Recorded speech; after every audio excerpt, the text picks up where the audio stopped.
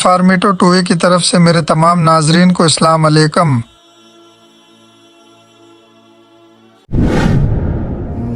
جنگ احد کے بعد قریش یہودی اور عرب کے دیگر بت پرست قبائل کے درمیان میں طے پایا کہ مل جل کر اسلام کو ختم کیا جائے۔ اس سلسلے میں پہلا معاہدہ قریش کے سردار ابو سفیان اور مدینہ سے نکالے جانے والے یہودی قبیلہ بنی نذیر کے درمیان میں ہوا۔ اس کے بعد بنی نذیر کے نمائندے نجد روانہ ہوئے اور وہاں کے مشرک قبائل غطفان اور بنی سلیم کو 1 سال تک خیبر کا محصول دے کر مسلمانوں کے خلاف جنگ پر آمادہ کیا۔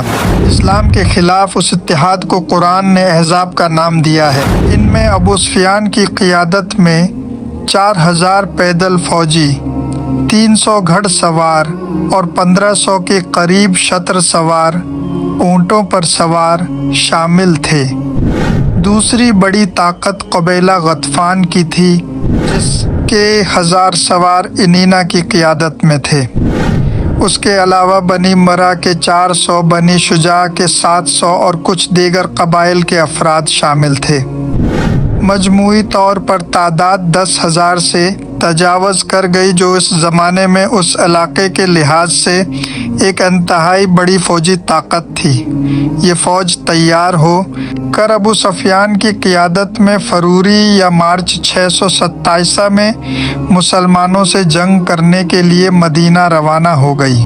حضرت محمد صلی اللہ علیہ وآلہ وسلم کو اس سازش کا علم ہوا تو آپ صلی اللہ علیہ وآلہ وسلم نے اصحاب سے مشورہ کیا۔ سلمان فارسی نے ایک دفاعی خندق کھودنے کا مشورہ دیا، جو عربوں کے لیے ایک نئی بات تھی۔ حضور صلی اللہ علیہ وآلہ وسلم کو یہ مشورہ پسند آیا، چنانچہ خندق کی تعمیر شروع ہو گئی۔ مدینہ کے ارد گرد پہاڑ تھے اور گھر ایک دوسرے سے متصل تھے، جو ایک قدرتی دفاعی فصیل کا کام کرتے تھے۔ ایک جگہ کوئے ابیدہ اور کنواں راتج کے درمیان میں سے حملہ ہو سکتا تھا، اس لیے وہاں خندق کھودنے کا فیصلہ کیا گیا۔ اس کی کھدائی میں حضور صلی اللہ علیہ وآلہ وسلم سمیت سب لوگ شریک ہوئے۔ اس دوران میں سلمان فارسی نہایت جوش و خروش سے کام کرتے رہے، اور اس وجہ سے انصار کہنے لگے کہ سلمان ہم میں سے ہیں، اور مہاجرین کہنے لگے کہ سلمان ہم میں سے ہیں۔ اس پر حضور صلی اللہ علیہ وآلہ وسلم نے فرمایا کہ سلمان میرے اہل بیت سے ہیں۔ کھدائی کے دوران میں سلمان فارسی کے سامنے ایک بڑا سفید پتھر آ گیا، جو ان سے اور دوسرے ساتھیوں سے نہ ٹوٹا۔ آخر حضرت محمد صلی اللہ علیہ وآلہ وسلم خود تشریف لائے اور کلہاڑی کی ضرب لگائی۔ بجلی سی چمکی اور پتھر کا ایک ٹکڑا ٹوٹ کر الگ ہو گیا۔ حضور صلی اللہ علیہ وآلہ وسلم نے تکبیر بلند کی۔ دوسری اور تیسری ضرب پر بھی ایسا ہی ہوا۔ سلمان فارسی نے سوال کیا کہ ہر دفعہ بجلی سی چمکنے کے بعد آپ تکبیر کیوں بلند کرتے ہیں؟ حضور صلی اللہ علیہ وآلہ وسلم نے جواب دیا کہ جب پہلی دفعہ بجلی چمکی تو میں نے یمن اور صنعا کے محلوں کو کھلتے دیکھا۔ دوسری مرتبہ بجلی چمکنے پر میں نے شام و مغرب کے کاخائے سرخ کو فتح ہوتے دیکھا، اور جب تیسری بار بجلی چمکی تو میں نے دیکھا کاخائے کسری میری امت کے ہاتھوں مسخر ہو جائیں گے۔ 20 دن میں خندق مکمل ہو گئی، جو تقریباً 5 کلومیٹر لمبی تھی، 5 ہاتھ تقریباً سوا 2 سے 2.5 میٹر گہری تھی، اور اتنی چوڑی تھی کہ ایک گھڑ سوار جست لگا کر بھی پار نہ کر سکتا تھا۔ مسلمانوں کی تعداد 3000 کے قریب تھی، جو 15 سال سے بڑے تھے اور جنگ میں حصہ لے سکتے تھے۔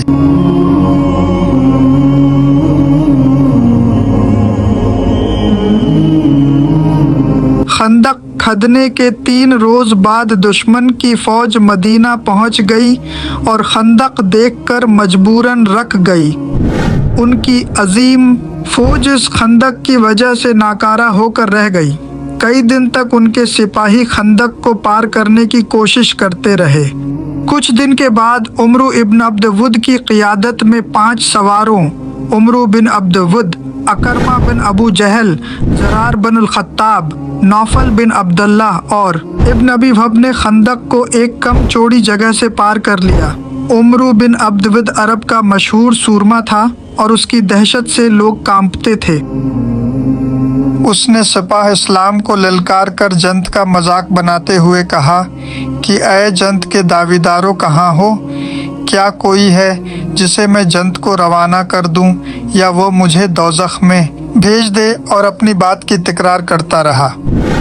हुजूर सल्लल्लाहु अलैहि वसल्लम ने फरमाया कि कोई है जो उसके शर को हमारे सरों से दूर करे। अली ने आमादगी जाहिर की। इस वक्त हुजूर सल्लल्लाहु अलैहि वसल्लम ने उनको इजाज़त न दी और दूसरी और फिर तीसरी दफ़ा पूछा। तीनों दफ़ा अली ही तैयार हुए। हुजूर सल्लल्लाहु अलैहि वसल्लम ने उन्हें अपना इमामा और तलवार अता की और फरमाया कि कल ईमान कल कुफ्र के मुकाबले पर जा रहा है। एक सख्त जंग जिसके दौरान में गर्दो गुबार छा गया था, नारा तकबीर की आवाज़ आई। हुजूर सल्लल्लाहु अलैहि वसल्लम ने फरमाया कि खुदा की कसम अली ने उसे कत्ल कर दिया है। उमर बिन अबद के कत्ल की दहशत इतनी थी कि उसके बाकी साथी फौरन फरार होने लगे।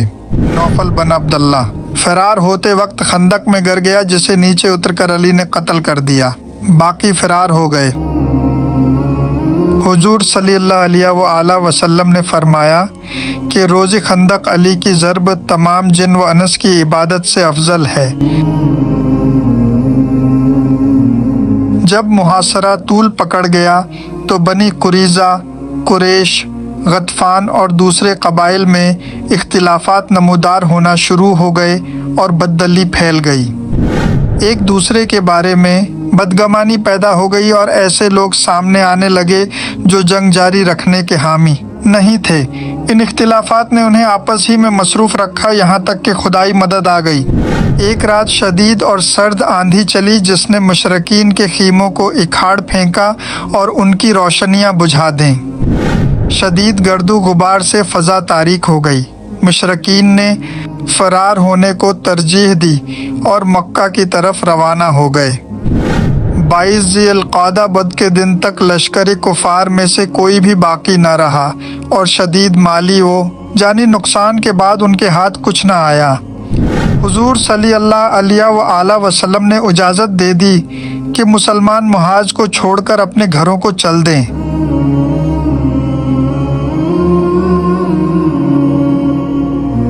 उस जंग से एक बात वाज़ेह हो गई कि यहूदियों पर एतमाद ठीक नहीं। यहूदी कबीला बनी क़रीज़ा की अहद शकनी ने मुसलमानों की आँखें खोल दें। चनांचा उसके बाद मुसलमानों ने बनी क़रीज़ा को सबक सिखाने की ठानी और ग़ज़वा खंदक के फ़ौरन बाद खुदाई अहकाम के तहत उनके साथ जंग की, जिसे ग़ज़वा बनी क़रीज़ा कहते हैं।